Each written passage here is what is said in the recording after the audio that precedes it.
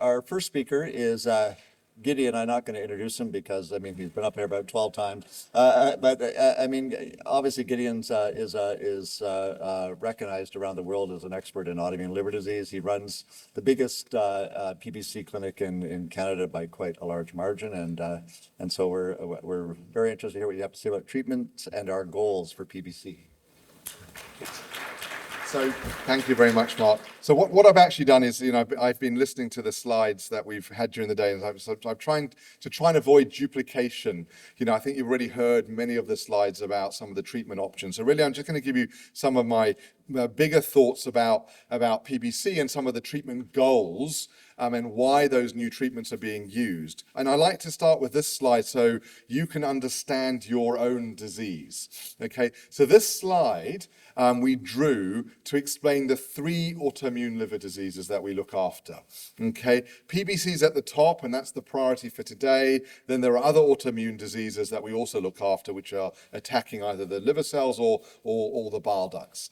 And this helps you understand what's actually happening to you and why you have what you have and why you feel the way you feel. And then you can see where it says SOC therapy. Those are the drugs that you're either taking now or maybe taking in the future. But PBC is a small bile duct disease. It's not a large bile duct disease. That's why you can't see it on your scans, okay? And it's a disease where your immune system is picking on all those small bile ducts and punching tiny little holes, okay? And you get tiny little holes in your small bile ducts.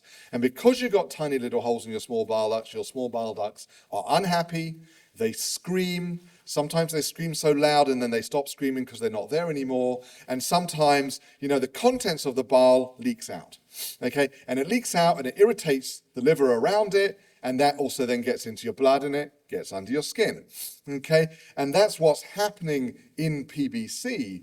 And our drugs are attacking that process. And interestingly, they're not really attacking the immune part, because it turns out that the bile is probably such a loud player in this party, and makes most of the damage, is actually the bile and not the immune system. And that's what we're trying to treat for you as we go through the sequence where we diagnose you, give you first-line treatments, give you second-line treatments, and I think Marlon's going to talk about how you follow up on some of those tests.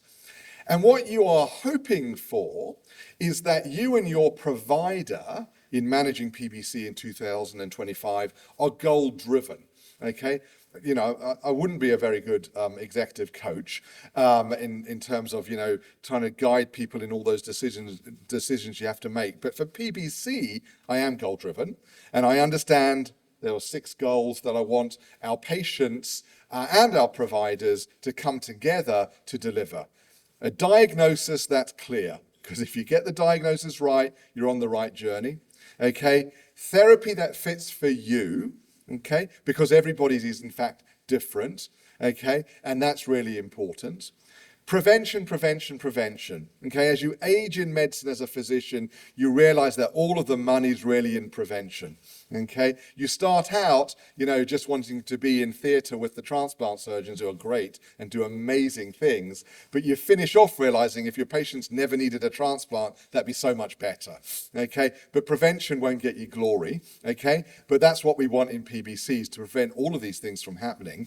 You've heard a lot about symptoms. We'll touch upon that again. You want to manage symptoms, and you've already heard really some great talks on inequity and innovation and excellence. And patient partners can be really important in championing innovation and excellence. I've got some more epidemiology, just because epidemiology is so much fun, okay? But I've done this this is our data, we've just submitted it. This is for Ontario, population around 17 million people. We've spent a lot of time going over again how many people have PBC in Ontario, because it's probably, although there are pockets around Canada, it's probably pretty similar. And I've just translated it into numbers that you can then recognize. That for every 1 million people living in Ontario, there's about 317 who've got PBC, which means in Canada, there are at least 12,500 people with PBC, which I think is about the estimate, which is about right. 3/4 of people with PBC are diagnosed over the age of 50, okay? That actually means 1 in 4 are not, and 9 out of 10 are women. But men get it, but they get it older, okay? And they get it's a different presentation, okay? For women annually, there are around 40 new women diagnosed with PBC for every 1 million people living in Canada. And that means in Canada, at least 900 people a year are being diagnosed with PBC. Okay, so the community grows, we live longer and longer, that's why the importance of the disease continues. Now, survival is so much better than it was. I think Professor Mayo gave some of the statistics at the beginning. In our data in Ontario, the average survival is nearly 20 years. And what you need to take that into account, that's the average. And number one, people are being diagnosed in their 60s. Okay, so we've made real progress in terms of the survival. And this is what's actually happening in Ontario. Okay, transplant remains very important, but it's a small number of our patients will need a transplant, okay? And yes, of course there's mortality. I'm sorry, your PBC doctors are not gonna take away the mortality of living, okay? But it's, generally more and more people are not dying because of PBC, they're dying because of other things, which is, I think, is good news. This is our clinic, okay? We're talking about how do we manage PBC, and what are you hoping for? What are you looking for? What are the treatments? So this is our clinic for the last year. 90% of the patients out of the 797 patients with PBC come to myself or Dr. Gulem Hussain, okay? 10% go to our colleagues. We still have a predominantly female population. The average age of our clinic is 62. 1 in 20 have a variant with autoimmune hepatitis, and at the moment, about 1 in 50 of our patients are post-liver transplant. So transplant's very important, but for the majority of people, fortunately, it's not going to be needed, okay? Around just under 1 in 10 have got portal hypertension, okay? And the growing problem that we have to work on, and it was brilliant to have that nutrition talk just before lunch, is we have to look at our BMI, okay? So you can have a rare disease, PBC, and you can have a common disease, which is, your waist circumference is growing, okay? Fortunately, your waist circumference is not growing as fast as Texas, okay? But Ontario is trying to catch up, and that's something that your doctors will be having to deal with. This then divides up our clinic even more, and it divides it up into 3 groups of patients. This is all anonymized. I don't know the patient's details here, but I divided it up into age. Okay, you have to be a little bit ageist when you're a doctor. When you come across younger and younger patients with more and more significant disease, that the threshold that you have to meet is even higher to allow them to become old. Okay, so we are very focused on all of our patients, but we have over 100 patients under the age of 50, and we know that group of patients has the most impactful disease. That group of patients has the highest need for liver transplant. That group of patients has the worst symptoms, and you can see that we've got 16% of those patients on OCA and 37% on bezafibrate, okay? So those are the second-line drugs, the drugs beyond urso. And then as people age, in fact, they need less second-line treatment because the disease tends to be treated a little bit easier with ursodeoxycholic acid, and they need less OCA and less bezafibrate. Okay, but it's important, and everyone who comes to our clinic is actually helping research. Simply, this is just data that we are capturing as standard of care. It helps us frame the questions. It helps us do better clinical trials. So your options, okay, and you've heard about them, which is why I'm not going to go through all the data in terms of the treatments, are, urso, which is a MOP. Okay, you can think of it as a MOP. It's a bile acid pool modifier. You take it in gram quantities, okay, and you mop up a lot of those toxic bile acids. It's a very good drug. It doesn't really treat the disease, but it does mop up a lot of the injury, okay? Then you've got obeticholic acid and the PPARs.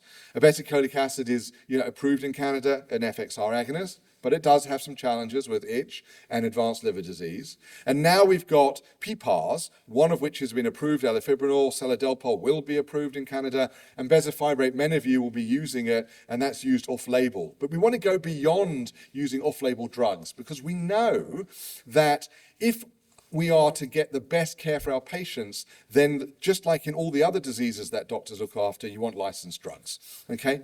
Symptoms are a challenge. We manage symptoms with a hodgepodge of medicines, and that's actually where we get personalized care, because most of those drugs are not approved for those symptoms, and we try them out. We ask you, did it help? Did it not help? If it helps, you continue. If it doesn't help, you stop it. And that's why we're excited that linerixibat, will eventually come to market as a specific treatment for itch.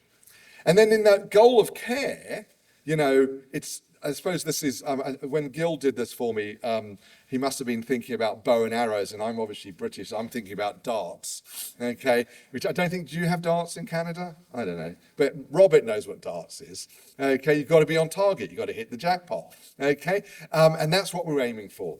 Understanding your disease activity, improving your symptoms, and you'll hear some more about that, normalizing your test. That makes complete sense. Intuition says the patients that do the best are the ones with the best tests and the best symptoms. We've actually proved that because intuition doesn't pay for drugs, so we've had to prove it. And then that means that less of our patients need liver transplants.